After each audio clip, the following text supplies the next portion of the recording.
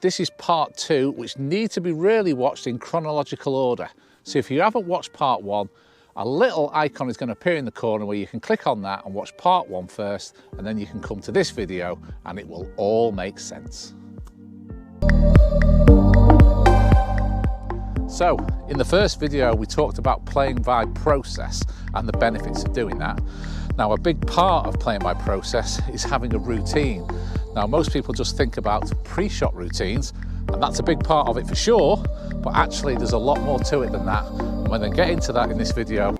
Why is routine so important? Well, routine brings familiarity and comfort from doing the same things all the time, which is especially useful when you start to feel nervous. Playing golf, just practicing like today, then I make sure that I go through the exact same pre-shot routine, which we'll get into a little bit later.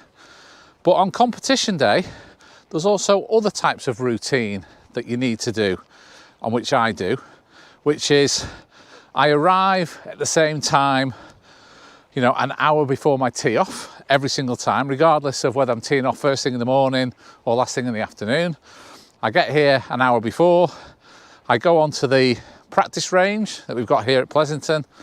I go through a series of going through my bag from lob wedge through wedge, 8-iron, 6-iron, I'll hit a hybrid, I'll hit a few drivers, and then I come back down the bag, usually hit some 8-irons and then finish off with just a few little lob wedges. I then go to the practice chipping green. I just hit a few nice little chip shots just to get that nice feeling of the chips being struck nicely. Only there for about 10 minutes. I then go to the pro shop, sign in, get my card, go to the putting green, do some long putts just to try and get used to the pace of the greens, finish with holding some nice sort of 5-footers, hold 3 of those in a row, and then I'll head to the first tee. And I do that in every single competition. And again, it's just breeding that familiarity of doing the same things all the time. Okay, so we're now going to talk about pre-shot routine. I'm going to show you my pre-shot routine.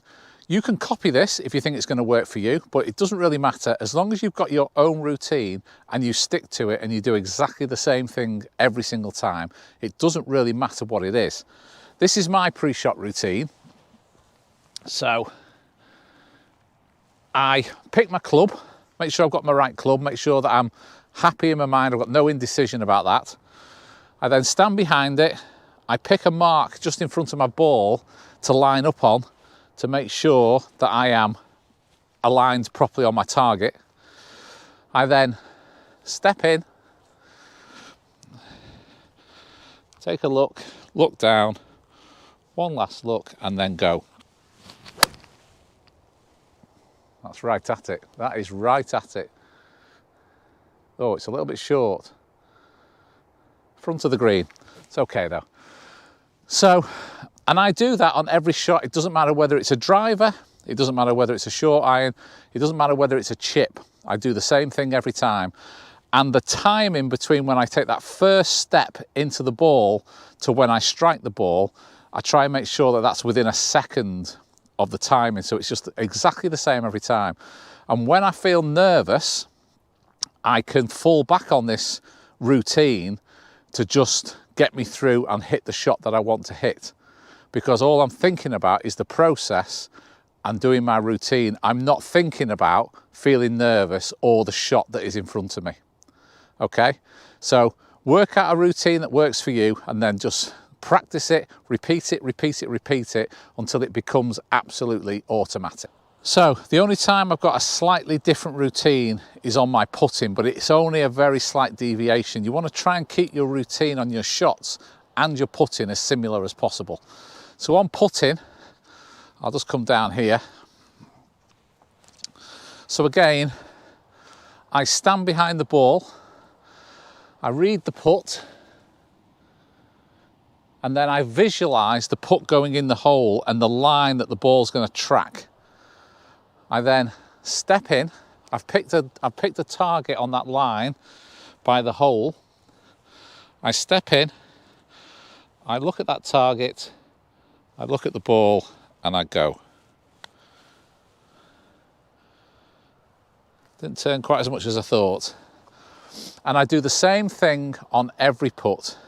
Read the putt, visualise the line, so it's a little bit less than I thought, just outside the right, about an inch outside the right. I then have one practice stroke, look at my target, look at my ball and go. And it bobbled a little bit, that one. But again, as I said in the first video, as long as I've gone through my process and I've executed it exactly as I wanted to, then I accept whether the ball goes in the hole or not, because I did everything within my control and executed my routine. That's it really for this video. It's quite a simple one. Having watched part one and realised that by starting to play golf via a process is far better than playing via an outcome, and then as part of that process, getting your routines absolutely set in stone and then executing those routines as part of your process, I promise you, you will start to play nearer to your potential more often. So, you know, this doesn't matter what your handicap is, doesn't matter what your golf swing's like, we can all think better on the golf course to help us fulfill our potential, whatever that potential actually is. So, in the final part of this series, which is going to be coming up next, we're going to start then talking about playing golf at an unconscious level and with a totally free mind. And that's the final part of the jigsaw that will hopefully have us all thinking and playing better on the golf course. So until then, stay safe, enjoy your golf, and I'll see you in the next video.